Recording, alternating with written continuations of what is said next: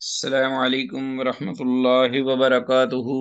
ایها الطلاب الكرام مرحبا بعودتكم الى درس الحديث من جديد فحياكم الله واكرمكم الله وزادكم الله شرفا وعزا داعين الله جل شأنه ان يبارك لنا في هذه العلوم وان يسهل علينا هذه الدروس. رب یسر ولا تعسر واتمم بالخیر رب سهل ویسر ولا تعسر علینا یا میسر کل عسیر رب زدنی علما. عزیز طلبہ، اللہ کے فضل و کرم اور اس کی توفیق سے مشکات المصابیح کے سلسلہ دروس کا یہ ایپیسوڈ نمبر 47 47واں سبق ہے، اور آج کے سبق کے ضمن میں زیر مطالعہ احادیث 1800 سے 1812 1800 to 1812 انشاءاللہ ہم حسب معمول ترجمے پر فوکس رکھتے ہوئے خاص الفاظ کی وضاحت بھی کریں گے اور حدیث کی اسنادی حیثیت کی طرف بھی نشاندہی ہوگی۔ وما توفیقنا الا باللہ۔ آتے ہیں آج کی اس سبق کے حوالے سے احادیث کی نصوص کی جانب براہ راست کتاب سے دیکھتے ہیں۔ جیسا کہ آپ کو علم ہے کہ گزشتہ اسباق کے حوالے سے کتاب الزکوٰۃ، جو کہ بڑا چیپٹر ہے زکوٰۃ کے سلسلے میں، اس ضمن میں جو ابواب آ رہے ہیں مختلف مسائل پر، ان ابواب میں جو احادیث ہیں وہ زکوٰۃ کے سلسلے میں ہماری رہنمائی کر رہی ہیں۔ تو جو باب ہمارے زیر مطالعہ ہے اور جو احادیث ہیں ان کا موضوع یہی ہے کہ زکوٰۃ کی مد میں کون کون سے جانور ہیں مویشی جن پر زکوٰۃ واجب ہے، سر دست یہی ہے۔ اور آج کی حدیث بھی اسی موضوع پر ہے۔ پہلی حدیث جو کہ 1800 حدیث نمبر ہے، اور آتے ہیں پڑھتے ہیں حدیث کا مطالعہ کرتے ہیں، جو معاذ بن جبل رضی اللہ تعالیٰ عنہ سے یہ مروی ہے ان النبی صلی اللہ علیہ وسلم، اللہ کے نبی صلی اللہ علیہ وسلم نے لما وجہہ، جب معاذ رضی اللہ تعالیٰ عنہ کو مقرر کر کے نگران بھیجا، الی الیمن، یمن کی جانب، وجہہ الی الیمن امرہ،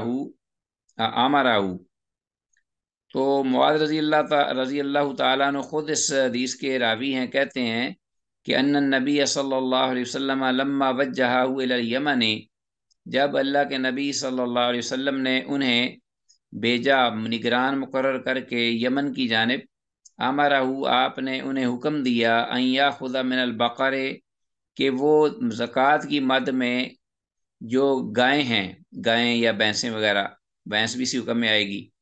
وہ لیں، من کل 30، ہر 30 میں سے، طبیعاً، ایک سال کا بچڑا، 30 گائیں جب ہو جائیں تو ایک سال کا بچڑا، او طبیعتاً، یا ایک سال کی بچڑی، وہ زکوٰۃ کی مد میں لیں، ٹھیک ہے جی۔ ومن کل 40 مسنتاً، اور اسی طرح پھر ہر 40 پر، جب 40 کی تعداد ہو جائے گی گاؤں کی، تو پھر اس پر 2 سال کا جو بچہ ہے، ہر 40 پر، یعنی جس حد تک جتنے 40 جب بڑھیں گے، یعنی 40 سے 80 تک ایک، اور جو ہی 80 ہوگی تو پھر 2 بچے، 2 سالہ، ہر 40 پر 2 سالہ بچہ ہوگا، ٹھیک ہو گیا جی۔ ہر 30 پر گائے کا 1 سالہ، ناری یا مادہ یعنی بچڑا یا بچڑی، اور ہر 40 پر 2 سالہ بچہ، یعنی بچڑا ہو یا بچڑی، کوئی حرج نہیں ہے۔ تو بہرحال 40 ہو جائیں گی تو 2 سالہ بچہ، اور 30 ہوں گی تو 1 سالہ ناری یا مادہ، دونوں طرح جائز ہے، جو بھی سہولت ہو یا میسر ہو۔ رواه ابو داود و ترمذی و نسائی و دارمی ہو، اس حدیث کو امام ابو داود، امام ترمذی، امام نسائی اور امام دارمی نے روایت کیا ہوا ہے اپنی اپنی کتب سنہ میں۔ حدیث کی سند بہرحال ضعیف ہے، اس لیے کہ اس میں الاعمش مدلس اور انان راوی ہے، دوسری علت بھی اس کے اندر موجود ہے، لیکن جو بھی بات ہے وہ یہ کہ جو نصاب اس میں ذکر ہوا ہے وہ اسی طرح ہی ہے، اسی پر ہی تقریباً عمل ہے۔ آگے دیکھتے ہیں کوئی حدیث اور آ جائے گی اس بارے میں۔ 1801 حدیث، 1801 حدیث ہے 1801، انس بن مالک، انس بن مالک رضی اللہ عنہ سے، قال رسول اللہ صلی اللہ علیہ وسلم، وہ کہتے ہیں کہ رسول اللہ صلی اللہ علیہ وسلم نے ارشاد فرمایا، المعتدی فی الصدقۃ کمانعھا، المعتدی یعنی صدقہ وصول کرتے وقت زیادتی کرنے والا، جو معتدی ہے صدقہ وصول کرتے ہوئے زیادتی کرنے والا، وہ ایسے ہی ہے کمانعھا، جیسے کہ اس نے خود زکوٰۃ ادا کرنے سے انکار کر دیا ہے۔ وہ اس طرح ہے جس طرح کہ زکوٰۃ کو کوئی شخص روک رہا ہو۔ تو یہ اس اعتبار سے معلوم ہوا کہ یہ زیادتی وصول کرنے والا جو ہے وہ نہ کرے، آسانی کے ساتھ زکوٰۃ کا مال یا پیسہ کلیکٹ کرے، اور اسی طرح جن سے وصول کی جا رہی ہے وہ بھی تعاون کریں اور معاملہ اس حد تک نہ آنے دیں۔ رواہ ابو داود و ترمذی، اسے امام ابو داود اور امام ترمذی نے اس حدیث کو روایت کیا ہے۔ تو بہرحال یہ حدیث جو ہے بعض اہل علم کے ہاں یہ سند کے اعتبار سے حسن ہے، مگر بعض دیگر محققین کے نزدیک یہ حدیث ضعیف ہے۔ وہ کہتے ہیں کہ سعد بن سنان، وہ کہتے ہیں جو کہتے ہیں کہ یہ ضعیف ہے، ان کا دعویٰ یہ، ان کی دلیل یہ ہے کہ سعد بن سنان اگرچہ صدوق ہے یعنی سچا راوی ہے، لیکن یزید بن ابی حبیب کی روایت سعد بن سنان سے منکر ہے، ٹھیک ہے، جیسا کہ اس کی صراحت ہے عقیلی کی ضعفاء، جیسا کہ اس بارے میں امام عقیلی نے ضعفاء الکبیر میں اس کی صراحت کی ہے، ٹھیک ہے جی۔ اور حدیث میں جو ذکر ہوا ہے مضمون، اس کا مطلب یہ ہے کہ جیسا گناہ زکوٰۃ نہ دینے والے کے لیے ہے، ایسا ہی گناہ اس شخص کے لیے ہے جو کہ سختی سے زیادتی کرتے ہوئے زکوٰۃ وصول کرے، واللہ عالم۔ آگے عزیز طلبہ ہمارے پاس حدیث 1802، وعن ابی سعید الخدری رضی اللہ عنہ، ابو سعید خدری رضی اللہ تعالیٰ عنہ سے یہ روایت ہے، ان النبی صلی اللہ علیہ وسلم قال، کہ اللہ کے نبی صلی اللہ علیہ وسلم نے ارشاد فرمایا، لیس فی حب ولا تمر صدقۃ حتی یبلغ خمسۃ اوسق، لیس فی حب، نہیں ہے کسی اناج یعنی غلہ جو ہے اس میں، تبن جو کہ چیز غلہ کھایا جانے والا ہے، چاول یا اپنا خاص طور پر گندم، اس میں ولا تمرن، اور نہ کھجور میں، صدقۃ صدقہ ہے، حتیٰ یہاں تک کہ یبلغا اس کی مقدار پہنچ جائے، خمسۃ اوسق 5 وسق کے برابر۔ تو اس کی ہم نے 5 وسق جو ہے وہ اس کی ہم نے وضاحت کی تھی پہلے، تو میں ایک دفعہ پھر اس کی وضاحت کیے دیتا ہوں کہ وسق جو ہے وہ 60 سا کا ہوتا ہے، ایک وسق میں 60 سا ہوتے ہیں، اور ایک سا جو ہے وہ 2 سے 11 چھٹانک پرانے ویٹ کے مطابق تقریباً 2.5 کلو کے برابر ہے۔ تو ایک وسق اندازاً 4 من کا ہوا، اور 5 وسق جو ہے وہ 20 من ہوئے، تو اس سے کم میں زکوٰۃ نہیں، ٹھیک ہو گیا جی، 20 من تقریباً۔ اللہ اکبر۔ رواہ نسائی سے امام نسائی نے روایت کی ہے 1802 حدیث۔ حدیث میں مذکور حبن سے مراد ہر کھایا جانے والا اناج، غلہ وغیرہ ہے، اور یہ حدیث بھی صحیح ہے، 1802 حدیث۔ آتے ہیں آگے 1803، وان موسیٰ بن طلحہ، موسیٰ بن طلحہ رحمۃ اللہ علیہ سے یہ روایت ہے، قال، وہ کہتے ہیں، عندنا کتاب معاذ بن جبل عن النبی صلی اللہ علیہ وسلم، ہمارے پاس عندنا کتاب معاذ بن جبل، معاذ بن جبل کی لکھی ہوئی تحریر، عن النبی صلی اللہ علیہ وسلم، جو کہ اللہ کے نبی صلی اللہ علیہ وسلم کی طرف سے تھی، معاذ بن جبل رضی اللہ عنہ کی لکھی ہوئی تحریر جو کہ نبی مکرم صلی اللہ علیہ وسلم کی جانب سے انہیں عطا ہوئی تھی، اس میں انہو قال، آپ صلی اللہ علیہ وسلم نے یہ فرمایا کہ انما امرہ ان یاخذ الصدقہ، انہو قال، کہ وہ معاذ بن جبل رضی اللہ تعالیٰ عنہ جو ہیں وہ کہتے تھے کہ انما امرہ، کہ اللہ کے نبی صلی اللہ علیہ وسلم نے انہیں یہی حکم دیا تھا کہ ان یاخذ الصدقہ تھا، کہ وہ صدقہ لیں، حاصل کریں صدقہ، من الخنطۃ گندم سے یعنی اناج، والشعیر اور جو سے، والزبیب اور منقے سے، والتمر اور کھجور سے۔ یہ وہ چیزیں اجناس ہیں جو کہ اکثر و بیشتر اس وقت عربوں کے ہاں کھائی جاتی تھیں۔ مرسل، یہ حدیث مرسل ہے، رواہ فی شرح سنہ، امام بغوی رحمہ اللہ نے اسے شرح سنہ میں روایت کیا ہے۔ حدیث مرسل 1803۔ حدیث میں لفظ الزبیب سے مراد ہے منقع، اس کو انڈر لائن کیجئے۔ بعض اہل علم کے ہاں یہ حدیث صحیح ہے، جبکہ بعض دیگر محققین نے کہا ہے کہ اس کی اسناد ضعیف ہے۔ جیسا کہ مرسل تو معلوم ہو رہی ہے کہ سند میں سفیان ثوری مدلس اور انن ہے، اور بقیہ حدیث کے طرق بھی ضعیف ہیں، واللہ عالم۔ ٹھیک ہو گیا جی؟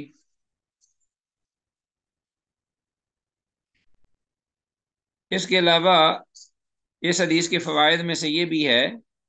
چونکہ حدیث مختلف ہی ہے اسنادی اعتبار سے کہ صحیح ہے کہ غلط ضعیف ہے،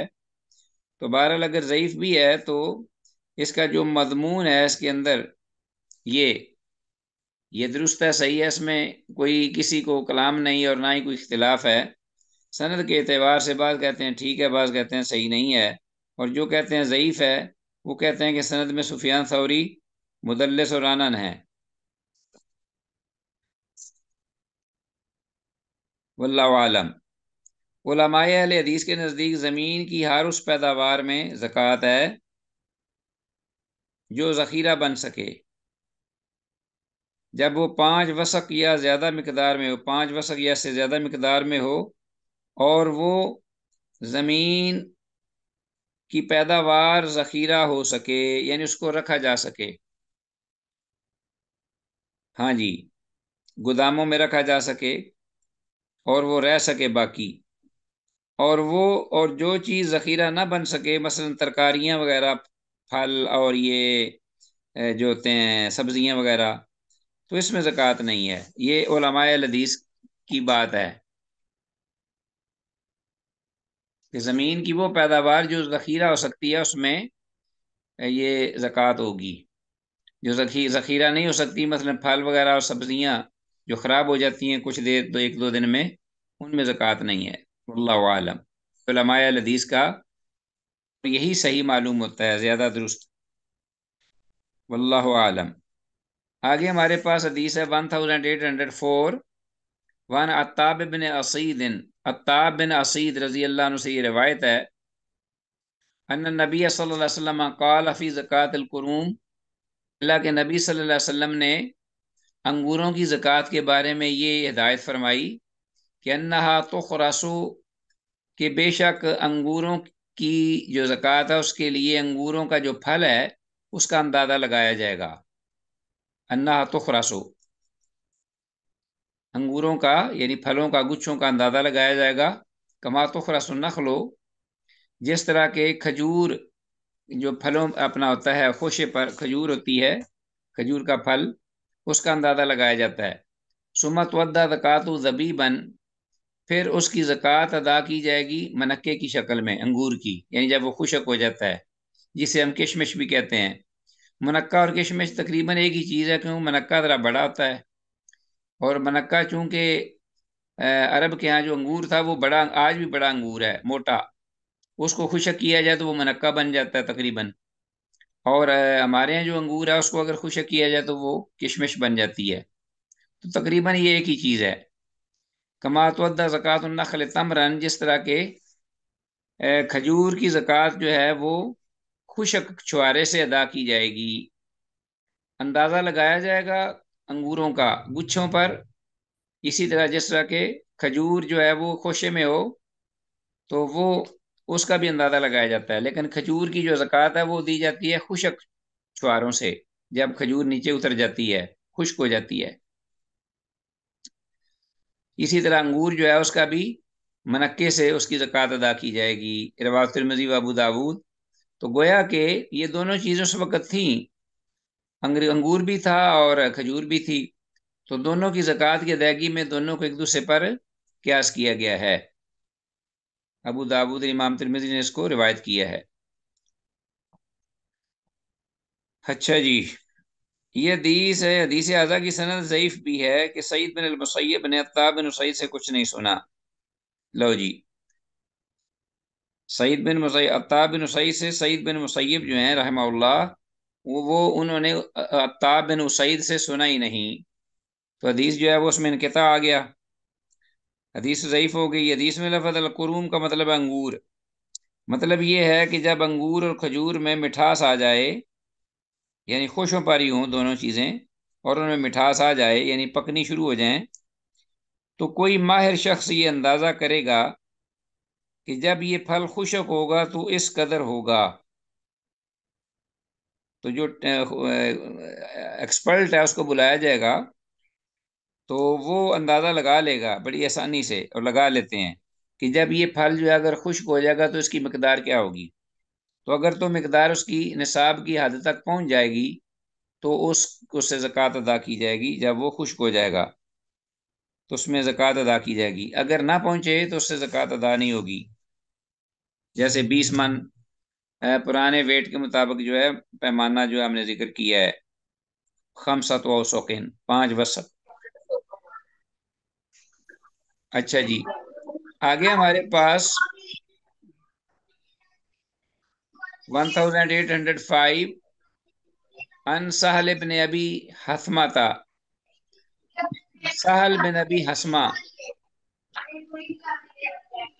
یہ رضی اللہ، سہل بن ابی حثمہ رضی اللہ تعالیٰ عنہ سے یہ روایت ہے،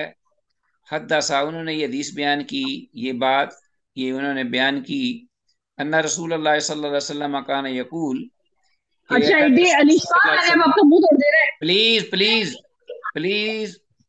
switch off your speaker, don't disturb please. ان رسول اللہ صلی اللہ علیہ وسلم کان یقول، کہ رسول اللہ صلی اللہ علیہ وسلم کہا کرتے تھے، اذا خرجتم، جب تم اندازہ لگا لو، اذا خرجتم، ودعوا الثلث فخذوا، اذا خرجتم، جب تم اندازہ لگا لو، یعنی اس کا جو کے اوپر پھل پکا ہوا ہے اس کا، فخذوا، تو اس کو پکڑ لو، لے لو، ودعوا الثلث، اور 1/3 اس کا چھوڑ دو، فإن لم تدعوا الثلث، تو اگر تم 1/3 یعنی 1/3 نہ چھوڑ سکو تو فدعوا الربع، تو 1/4 جو ہے وہ چھوڑ دو، یعنی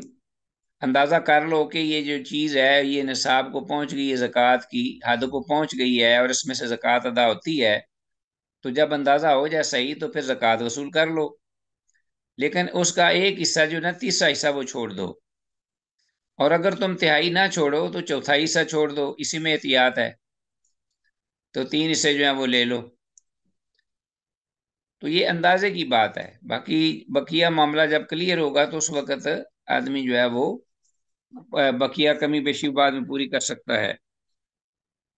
حدیث 1805، یہ جو ہے سہل بن ابی حثمہ، یہ حدیث حسن ہے یعنی صحیح ہے۔ امام ابن حبان رحمہ اللہ نے اس کے 2 معنی کیے ہیں، یہ جو حدیث میں ہے نا کہ جب تم اندازہ کر لو تو پھر زکوٰۃ کو وصول کرو، وہ زکوٰۃ لے لو، اور 1/3 جو ہے وہ چھوڑ دو، اگر 1/3 نہیں چھوڑتے تو 1/4 جو ہے وہ چھوڑ لو، وہ باقی رہنے دو۔ تو امام ابن حبان جو ہیں انہوں نے اس کا یہ معنی کیا ہے، اس کا مطلب یہ ہے، اس کے 2 معنی انہوں نے کیے ہیں کہ 10ویں حصہ سے تہائی یا چوتھائی چھوڑی جائے، 10واں حصہ نکالنے سے پہلے سارے پھل کا تیسرا یا چوتھا حصہ چھوڑ دیا جائے۔ امام شافعی رحمہ اللہ نے کہا ہے کہ زکوٰۃ کا 1/3 یا 1/4 زکوٰۃ ادا کرنے والے کے پاس چھوڑ دیں۔ امام شافعی رحمہ اللہ کی بات زیادہ وزنی نظر آ رہی ہے اور کلیئر ہے، وہ کہتے ہیں کہ زکوٰۃ جب اندازہ ہو جائے کہ زکوٰۃ نکلے گی اس جنس سے، تو زکوٰۃ کا 1/3 اور 1/4 زکوٰۃ ادا کرنے والے کے پاس چھوڑ دیں، ساری نہ لیں، کہ اتنی مقدار کے ساتھ وہ خود مستحقین کی خبر گیری کرے، نیل الاوتار۔ تو یہ بات زیادہ صحیح لگ رہی ہے کہ 1/3 اور 1/4 ساری زکوٰۃ نہ لیں، اس پوری زکوٰۃ کا 1/3 حصہ یا چوتھا حصہ جو ہے وہ زکوٰۃ دینے والے کو چھوڑ دو، ان کو اس کے پاس چھوڑ دو، تاکہ وہ خود بھی وہ زکوٰۃ جو ہے وہ کسی اور کو دے سکے یا کسی ضرورت مند کی خبر گیری کر سکے یا کام آ سکے، ساری نہ لیں۔ امام شافعی کہتے ہیں اس کا مطلب یہ ہے، واللہ اعلم بالصواب۔ بہرحال اس کا ہم اصل علم جو ہے وہ اللہ کی جانب ریفر کرتے ہیں۔ 1805 حدیث یہ ہو گئی، حدیث صحیح ہے۔ بہرحال آگے آتے ہیں عائشہ رضی اللہ عنہ کی حدیث کی جانب۔ وعن عائشہ رضی اللہ تعالیٰ عنہ قالت، عائشہ رضی اللہ عنہ کہتی ہیں، کان النبی صلی اللہ علیہ وسلم یبعث، کہ اللہ کے نبی صلی اللہ علیہ وسلم بھیجا کرتے تھے، عبداللہ ابن رواحہ تھا، عبداللہ بن رواحہ رضی اللہ عنہ کو، الی یہود، یہود کی طرف، فیخرس النخل حین یطیب، تو وہ عبداللہ بن رواحہ رضی اللہ عنہ کھجوریں جو یہودیوں کی تھیں ان کی درختوں پر جو پھل ہوتا تھا اس کا اندازہ لگاتے، فیخرس النخل حین یطیب، جس وقت وہ پکنا شروع ہوتی اور ان میں مٹھاس آنا شروع ہو جاتی، قبل ان یوکل منہ، اس سے پہلے کہ ان کو کھایا جائے، ابھی کھانے کے پوری قابل نہیں ہوتی تھیں اور ان میں مٹھاس آنا شروع ہوتی تھی، تو عبداللہ بن رواحہ رضی اللہ عنہ آ کر اس کا اندازہ لگا لیتے تھے کہ اس میں سے کتنی زکوٰۃ ادا ہوگی یا ہونی چاہیے۔ رواه ابو داود، اسے امام ابو داود نے روایت کی، 1806 حدیث ہے، حدیث ضعیف ہے، لیکن امام مالک رحمہ اللہ کے ہاں اس کے مرسل شواہد موجود ہیں، وہ بھی شواہد مرسل ہیں۔ یہود سے مراد یعنی یہودی قبیلے سے مراد خیبر کے یہودیوں کی جانب، خیبر کے یہودی جو تھے نا ان کے ساتھ نبی صلی اللہ علیہ وسلم کا جو معاملہ تھا لڑائی کے بعد، کہ زمینیں انہی کے پاس رہیں اور وہ کرتے تھے کاشت وغیرہ، اور ان کو اس میں سے متعین حصہ دیا جاتا تھا، اور باقی زمینیں جو ہیں وہ الاٹ قبضے مسلمانوں کی، ملکیت مسلمانوں کی تھی۔ تو اس صورت میں اللہ کے رسول صلی اللہ علیہ وسلم وہاں باقاعدہ بھیجتے تھے کہ جب کھجوریں پکتی تو ان سے زکوٰۃ بھی وصول ہوتی تھی۔ حدیث آگے ہمارے پاس 1807، وعن ابن عمر رضی اللہ تعالیٰ عنہما قال قال رسول اللہ صلی اللہ علیہ وسلم، عبداللہ ابن عمر رضی اللہ عنہما سے روایت ہے، وہ کہتے ہیں کہ رسول اللہ صلی اللہ علیہ وسلم نے ارشاد فرمایا، فی العسل، شہد میں، فی کل عشرۃ ازق زق، یعنی شہد کی جو شہد، اگر ماشاءاللہ شہد بھی ہوتا تھا اس وقت اور آج بھی بہت زیادہ شہد ہے، فی کل، بعض علاقوں میں بہت شہد ہوتا ہے، تو اس میں زکوٰۃ ہوگی بالکل۔ فی العسل، شہد میں، فی کل عشرۃ ازق، ہر 10 جو مشکیزے ہوتے تھے شہد کے، مشکیزہ یا کنستر جس میں شہد ڈالا جاتا ہے، ٹین کے وہ بنے ہوتے تھے بڑے بڑے، یا پلاسٹک کے آج بھی ہوتے ہیں، ہر 10 کنستروں میں سے زقن، ایک کنستر جو ہے، ایک مشکیزہ، وہ زکوٰۃ ہوگی، یعنی 10واں حصہ، عشر۔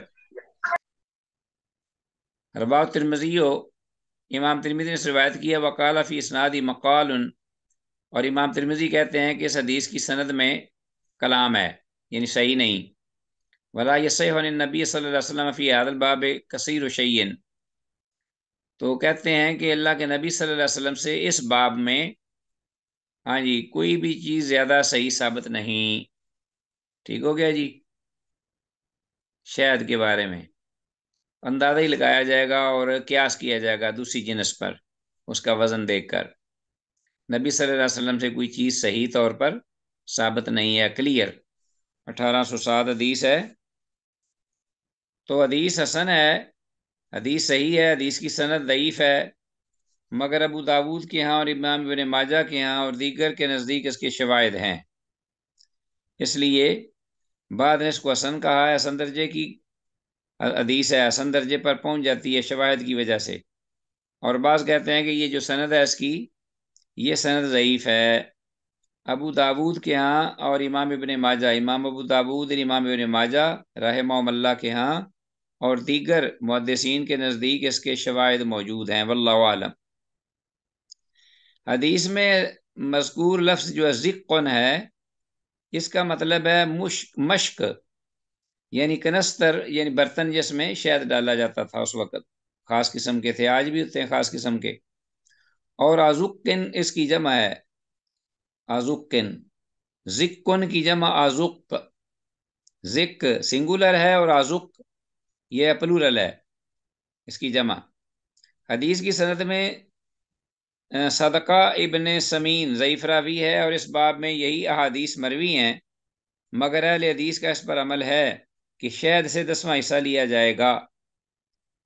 جبکہ امام شافعی رحمہ اللہ کہتے ہیں کہ پہاڑی شہد میں زکوٰۃ نہیں۔ تو تکلف ہے، اگر پہاڑی شہد آپ کے پاس ماشاءاللہ موجود ہے تو اس میں سے بھی زکوٰۃ دیں، اور اسی حدیث کو ہی سامنے رکھ لیں اور 10واں حصہ دے دیں، اللہ تعالیٰ قبول کرے گا۔ 10 برتن ہیں تو ان میں سے ایک جو ہے وہ زکوٰۃ میں دے دیں، ایک جیسے بھرے ہوئے ہونے چاہیے۔ اچھا جی،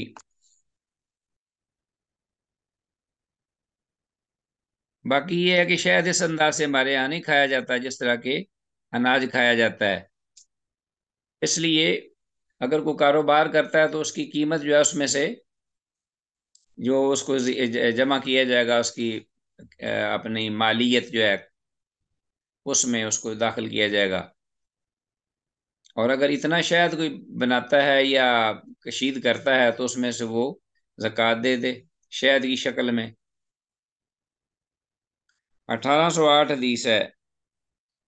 وان زینب رضی اللہ عنہا امرات عبداللہ، زینب جو کہ عبداللہ بن مسعود رضی اللہ عنہ کی بیوی اہلیہ ہیں، ان سے یہ روایت مروی ہے، یہ اللہ کے رسول صلی اللہ علیہ وسلم کی بیوی نہیں بلکہ عبداللہ بن مسعود رضی اللہ عنہ کی بیوی۔ قالت کہتی ہیں، خطبنا رسول اللہ صلی اللہ علیہ وسلم فقال، کہ اللہ کے رسول صلی اللہ علیہ وسلم نے ہمیں خطبہ ارشاد فرمایا،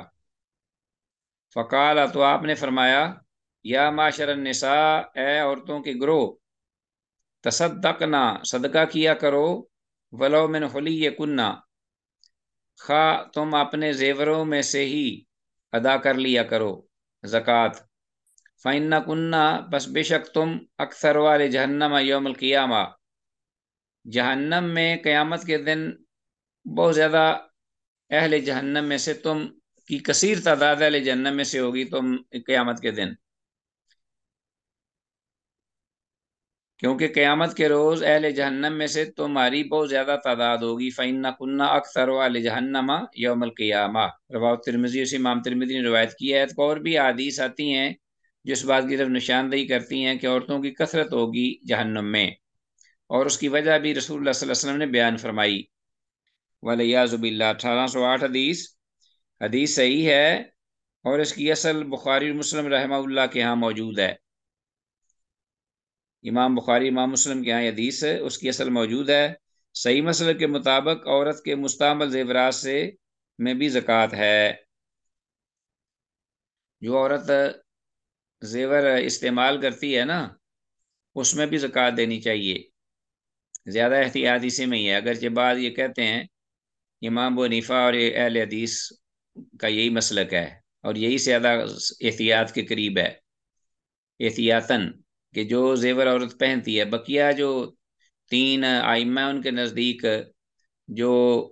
زیور عورت استعمال کرتی ہے اس میں زکوٰۃ نہیں، لیکن صحیح یہی ہے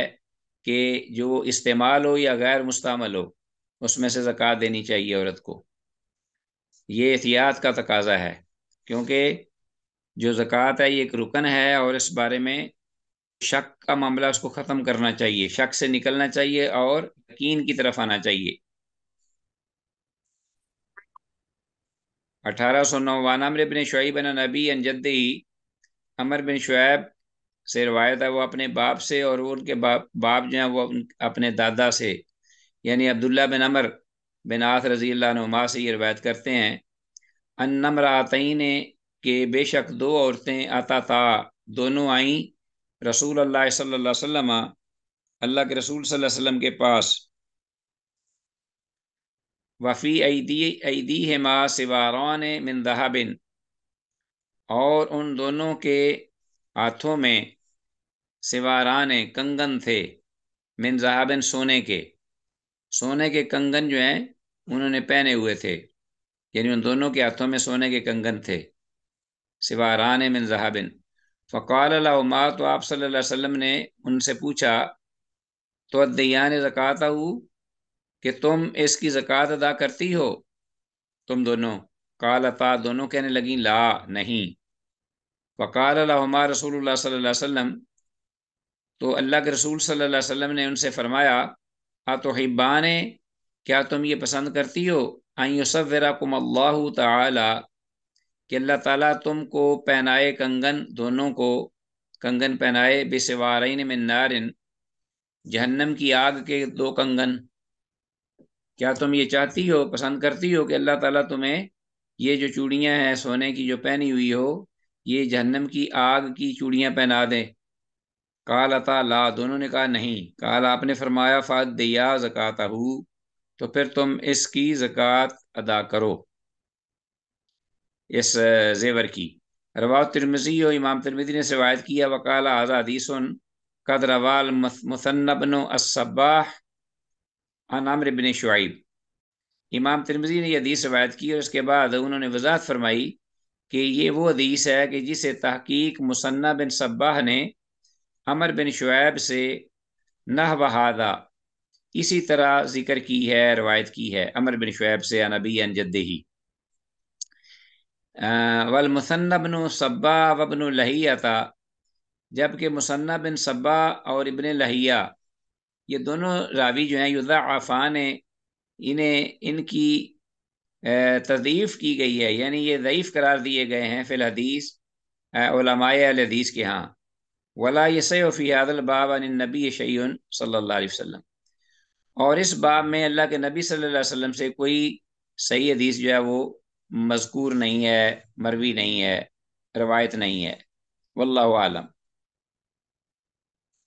तो इस हदीस की सनद हसन है। ये हदीस जो है ना 1809, जो हमने पढ़ी है तहकीक की तहकीक के बाद, इमाम तिरमिज़ी रहमहुल्लाह का ये एक अपनी तहकीक है, लेकिन अहले इल्म की तहकीक के मुताबिक ये हदीस सही हसन है। और इमाम तिरमिज़ी रहमहुल्लाह का कहना कि इस बाब में आप सल्लल्लाहु अलैहि वसल्लम से कोई कुछ सही साबित नहीं, शायद इससे वो दो सनदें मुराद हैं जिनको उन्होंने रिवायत किया है, वरना अबू दाऊद की रिवायत में कोई कलाम नहीं है। इमाम अबू दाऊद की जो रिवायत है उसमें कोई कलाम नहीं, वो सही है। और इमाम तिरमिज़ी का ये कहना कि इस बाब में आप सल्लल्लाहु अलैहि वसल्लम से कोई हदीस सही साबित नहीं, वो इन दो तरीकों से जो रवायत साबित है, जो उन्होंने जिक्र की हैं, दो संदें, इस एतबार से उनकी बात होगी। वल्लाहु आलम। तीनों आइम्मा सलासा, इमाम अबू हनीफा रहमहुल्लाह के अलावा, मुस्तामल जेवरात में ज़कात के कायल नहीं। जैसा कि मैंने बात कही है कि तीन आइम्मा जो हैं वो कहते हैं कि औरत के इस्तेमाल शुदा जेवर में ज़कात नहीं है, लेकिन ये मौक़िफ़ ठीक नहीं। मौक़िफ़ ज़्यादा दुरुस्त यही जो मैंने कहा था, इमाम अबू हनीफा रहमहुल्लाह और उलमाए अहल हदीस का, वो सही नसूस के ज़्यादा करीब है कि ज़कात खा मुस्तामल जेवर हो या ना हो, उसको उसमें देनी चाहिए अगर निसाब को पहुँच जाए। आगे हमारे पास वान उम्मे सलमा आता रज़ी अल्लाह अन्हा, में सलमा रज़ी अल्लाह अन्हा से ये रवायत कालत, वो कहती हैं, कुन्तु अल्बसु औदाहन मिन दहाबिन, कुन्तु मैं अल्बसु पहना करती थी, औदाहन पाजेब, पाजेब होती है ना जो पाँव में पहनती हैं औरतें खूबसूरती के लिए, जेवर की शक्ल में। मैं पहनती थी पाजेब मिन दहाबिन, सोने की। फ़कुल, तो मैंने कहा, या रसूल अल्लाह, अल्लाह के रसूल, कंजुन वा, क्या ये खजाना है, खजाने की मद में आई शामिल हो शुमार होगी पाजेब? फ़काल, आपने फरमाया, माँ बलगा अंतवद्दा ज़कात फजुक किया, माँ बलगा, जो भी सोना या जेवर पहुंच जाए अपने निसाब की हद को, अंतवद्दा ज़कात, कि उसकी ज़कात अदा करनी चाहिए, की जानी चाहिए, फजुक किया, तो उसकी ज़कात अदा कर ली जाए, फलई सा बिकंदन, तो वो खजाना नहीं। तो खजाना वो होता है जिस पर वईद है कुरान मजीद में बड़ी खौफनाक, कि वो तपाया जाएगा जहन्नम की आग में और फिर उनसे दागा जाएगा मालिक को, जो कि सोना और ख़जाना रखता था। وہ ہوگا جس سے زکوٰۃ ادا نہ ہوئی ہو. آپ نے یہ فرمایا ہے جس سے زکوٰۃ ادا ہو جائے وہ کنز نہیں ہے، خواہ کتنا بھی سونا ہو یا چاندی. رواہ مالک وابو داود، امام مالک رواہ مالک وابو داودا، امام مالک اور امام ابو داود نے اس کو روایت کیا ہے. تو حدیث کی سند صحیح نہیں ہے، یہ بات ہے. عطا بن ابی رباح رحمہ اللہ نے ام سلمہ رحمہ اللہ سے نہیں سنا، جیسا کہ امام احمد رحمہ اللہ نے اس بارے میں یہ بات کہی ہے، اصراحت کی ہے. تو معلوم ہوا کہ حدیث صحیح نہیں، اس میں انقطاع آ گیا ہے، اس لیے کہ عطا بن ابی رباح رحمہ اللہ جلیل القدر تابعی ہیں، انہوں نے ام المومنین ام سلمہ رضی اللہ عنہ سے سنا نہیں ہے اس حدیث کو. امام احمد رحمہ اللہ نے اس کی اصراحت کی ہے. عبداللہ بن عمر رضی اللہ عنہ سے صحیح سند کے ساتھ قال فی القنز هو المال الذي لا تؤدى منه الزکوۃ، عبداللہ بن عمر رضی اللہ عنہ سے صحیح سند کے ساتھ یہ بات مروی ہے کہ انہوں نے کہا کہ کنز وہ ہوتا ہے، وہ مال اول مال اللہ لا تؤدى منه الزکوۃ، کہ جس سے زکوٰۃ ادا نہ کی جائے وہ کنز ہے. تو معنی یہی بنا کہ جس سے زکوٰۃ ادا ہو جائے وہ خزانہ نہیں ہے، وہ کنز نہیں ہے. تو اس اعتبار سے یہ جو اثر ہے یہ اس کی تائید میں ہے. حدیث میں الفاظ اوضاح من الذهب کا مطلب ہے سونے کے پازیب، اس کو انڈر لائن کیجئے. اور آگے یہ حدیث ہے ہمارے پاس، ان سامورہ بن جندب، سامورہ بن جندب رضی اللہ عنہ سے یہ روایت ہے، ان رسول اللہ صلی اللہ علیہ وسلم کانا یامرنا، کہ بے شک اللہ کے رسول صلی اللہ علیہ وسلم ہمیں حکم فرمایا کرتے تھے، ان نخرج صدقۃ، کہ ہم صدقہ نکال لیں، ہر اس چیز سے من الذی نعد للبیع، جس کو ہم سامان تجارت کے لیے رکھیں، جس کو ہم فروخت کے لیے رکھیں، کاروبار کے لیے، تجارت کے لیے، اس میں سے ہم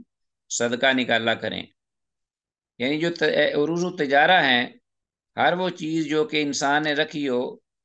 تجارت کے لیے، بیچنے کے لیے اور اس پر پرافٹ لینے کے لیے، تو 1 سال کے بعد اس سے زکوٰۃ ہوگی. ٹھیک ہو گیا جی.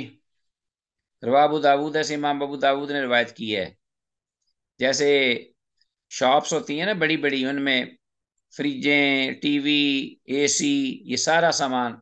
اس میں سے زکوٰۃ ہوگی. پورے کا حساب لگا کے اس میں سے زکوٰۃ دینی چاہیے. ہاں اگر کوئی فیکٹری ہے اس میں مشینری ہے، اس پر زکوٰۃ نہیں ہے، کیونکہ مشینری جو ہے وہ فروخت کے لیے نہیں ہوتی، وہ تو پروڈکٹ کے لیے ہوتی ہے، کوئی چیز بنانے کے لیے، تیار کرنے کے لیے. ہاں اس سے جو چیز بنے گی وہ جو فروخت ہوگی اس کی قیمت پر آگے پھر آپ جو ہے نا وہ اپنا ہوگی زکوٰۃ. ٹھیک ہو گیا جی. حدیث بہرحال صحیح نہیں ہے، لیکن اس کا جو مضمون ہے وہ ٹھیک ہے، مفہوم ہے اور عمل اسی پر ہی ہے. 1811 حدیث. حدیث اعضا کی سند ضعیف ہے، اس لیے کہ سند میں خبیب مجہول راوی ہے. جعفر بن سعد کو جمہور نے ضعیف قرار دیا، جعفر بن سعد بھی موجود ہے اس میں. اور حافظ ابن حجر رحمہ اللہ نے کہا ہے کہ حدیث کی سند مجہول ہے اور ایسی حدیث سے حجت قائم نہیں ہو سکتی. یہ حافظ ابن حجر رحمہ اللہ کا کہنا ہے. واللہ اعلم بالصواب. بہرحال عروض التجارہ میں جو ہے وہ زکوٰۃ ہے. 1812 حدیث عن ربیعہ بن ابی عبد الرحمن عن غیر واحد. یہ حدیث ہے جو آج کی ہمارے سبق کی آخری حدیث ہے، ربیعہ بن ابی عبد الرحمن سے رحمۃ اللہ علیہ. یہ روایت مروی ہے عن غیر واحد، عن غیر واحد جو کہ بہت سارے صحابہ سے، یعنی ایک کے علاوہ دیگر بہت سے صحابہ سے وہ روایت کرتے ہیں. کیا؟ ان رسول اللہ صلی اللہ علیہ وسلم، کہ بے شک رسول اللہ صلی اللہ علیہ وسلم نے اقطع لبلال بن الحارث المزنی، ہاں جاگیر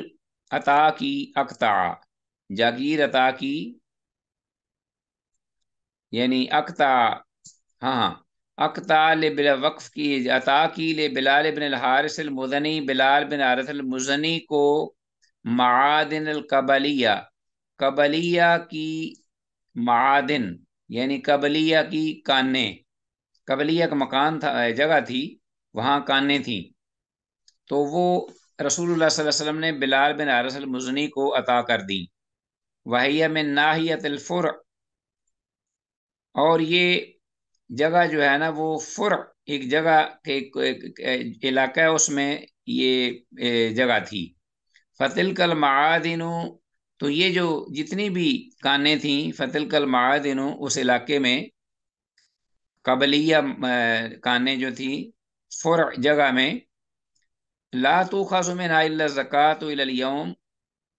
تو ان سے صرف آج تک لا تؤخذ نہیں پکڑی جاتی ان سے یا لی جاتی حاصل کی جاتی ان سے الا الزکوۃ، مگر زکوٰۃ ہی الى اليوم آج تک ان سے صرف زکوٰۃ ہی حاصل کی جاتی تھی. رواہ ابو داؤد، ایسے امام ابو داؤد نے روایت کی ہے. تو معلوم ہوا کہ کانے جو ہیں ان میں سے بھی جو ہے وہ چیز، جیسا کہ پہلے یہ ذکر ہوا ہے، کانوں سے بھی زکوٰۃ جو ہے وہ دی جائے گی. 1812 حدیث ہے، حسن ہے حدیث. بعض کہتے ہیں اس کی سند ضعیف ہے، مگر حدیث حاضہ جو ہے جس کے بارے میں اہل علم میں اختلاف ہوا ہے، امام ابن الجارود کے پاس اس کے شواہد ہیں. امام مالک رحمہ اللہ کہتے ہیں کہ کانوں سے جو مال برآمد ہو اس میں سے کچھ نہ لیا جائے جب تک اس کی قیمت 20 دینار یا 200 روپیہ تک، یعنی 200 درہم تک نہ پہنچے. 20 دینار یا 200 درہم تک نہ پہنچے، تو جب اس قیمت کا مال نکلے تو اس میں سے بھی زکوٰۃ لی جائے گی. امام مالک کی اپنی رائے ہے. تو بہرحال کانوں کے بارے میں بھی کوئی صحیح حدیث رسول اللہ صلی اللہ علیہ وسلم سے ثابت نہیں. بس اس کان سے جو حاصل شدہ مال ہوگا، جو اس سے کان سے جو نکلے گا اپنا جو بھی پروڈکٹ یا چیز ہوگی، کان مثلا نمک کی ہے، لوہے کی ہے، سونے کی ہے، چاندی کی ہے، کوئی بھی کان ہے، تیل کی ہے، جو معدنی زمین کے زیر ذخائر ہیں ان میں سے کسی شخص کی زمین میں یہ کانیں موجود ہوں، تو ان میں سے اس وقت تک کوئی چیز نہیں لی جائے گی جب تک کہ اس سے حاصل شدہ جو مال ہے اس سے کوئی روپیہ پیسہ آگے سے نہ ملے، جب تک حاصل نہ ہو. یہ امام مالک رحمہ اللہ کا قول ہے. تو بہرحال یہ بات ہی صحیح محسوس ہو رہی ہے کہ کانوں سے حاصل ہونے والا سرمایہ، جو جب وہ جو چیز مال فروخت کرے تو حاصل ہونے والا جو روپیہ ہوگا، کرنسی ہوگی، اسی پر ہی یعنی 40واں حصہ ہوگا. جیسا کہ سونے کا نصاب ہے یا چاندی کا 52.5 تولے چاندی ہوگی اور اسے 7.5 تولے سونا کے برابر آج اگر وہ پیسہ اس کے پاس آ جائے، نصاب ہو جائے، تو اس کو اس میں شامل کیا جائے گا. واللہ اعلیٰ وعلم بالصواب. اور اس کے ساتھ ہی عزیز طلبہ، ہمارا آج کا یہ جو لیسن ہے اللہ کے فضل و کرم سے اختتام پذیر ہوا، اس دعا کے ساتھ کہ جو کچھ کہا سنا سمجھا اس پر اللہ عمل کی توفیق دے. ھذا ما عندی واللہ اعلیٰ وعلم بالصواب، وإلی اللقاء. السلام علیکم ورحمۃ اللہ وبرکاتہ.